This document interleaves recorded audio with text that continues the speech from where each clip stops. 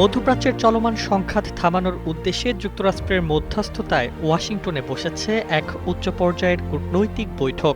একদিকে লেবাননের প্রতিনিধি দল, অন্যদিকে ইসরায়েলের পক্ষ, আর মধ্যস্থতায় যুক্তরাষ্ট্র।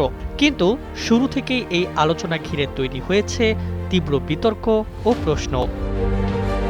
সূত্রের তথ্য অনুযায়ী বৈঠকের আনুষ্ঠানিক লক্ষ্য ছিল সীমান্ত সংঘর্ষ কমানো এবং একটি কার্যকর যুদ্ধবিরতির রূপরেখা তৈরি করা। তবে বাস্তব চিত্র সম্পূর্ণ ভিন্ন।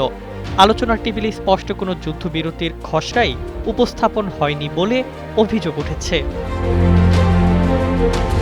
বর্তমানে লেবানন ইসরায়েল সীমান্তে উত্তেজনা চরমে। হামলা, পাল্টা হামলা এবং নিরাপত্তা সংকট পরিস্থিতিকে আরও অস্থির করে তুলেছে। এই প্রেক্ষাপটে ওয়াশিংটনের উদ্যোগকে অনেকে দেখছেন দ্রুত রাজনৈতিক সমাধানের চেষ্টা হিসেবে, আবার কেউ বলছেন এটি মূলত চাপ কমানোর কূটনৈতিক প্রদর্শনী। বিশ্লেষকদের মতে যুক্তরাষ্ট্র একদিকে আঞ্চলিক উত্তেজনা নিয়ন্ত্রণ করতে চাচ্ছে, অন্যদিকে বিভিন্ন পক্ষকে আলোচনার টেবিলে রেখে পরিস্থিতি নিজের নিয়ন্ত্রণে রাখতে চাইছে। তবে সমস্যা হলো যুদ্ধক্ষেত্রের বাস্তবতা ও আলোচনার ভাষা একেবারেই ভিন্ন পথে চলছে।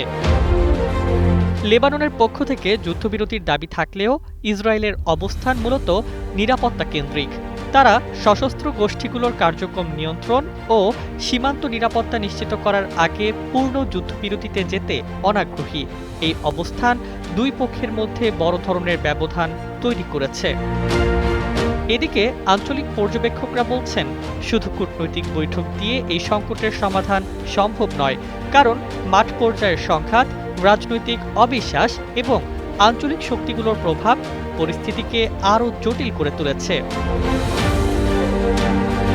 সব মিলিয়ে ওয়াশিংটনের এই বৈঠক ঘিরে এখন মূল প্রশ্ন একটাই, এটি কি সত্যি যুদ্ধ থামানোর কার্যকর উদ্যোগ, নাকি আবারও ব্যর্থ কূটনৈতিক নাটকের আরেকটি অধ্যায় হিসেবে ইতিহাসে জায়গা করে নেবে?